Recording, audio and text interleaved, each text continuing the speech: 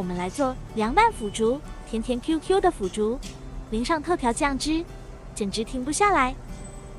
首先拿出腐竹，腐竹要提前用温水泡软，然后将腐竹切成小段，长度可以根据自己喜好。将切好的腐竹放一旁备用。接着拿出凉拌大蒜，将大蒜头部切除，然后将大蒜切成片，再将它切成蒜末，放一旁备用。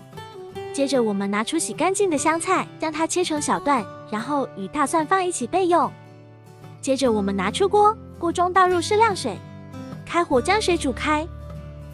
水开后加入几滴油，加入1勺盐，然后放入切好的腐竹，煮2到3分钟左右。A few moments later， 煨小半碗纯净水，将腐竹捞到水中，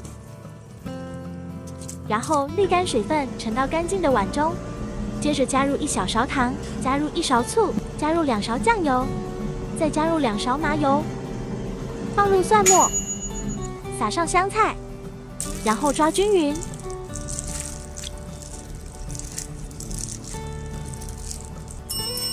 凉拌腐竹就做好啦，我开动啦！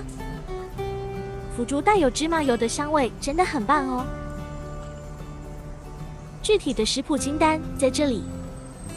阳光厨房，明天见，我们不见不散。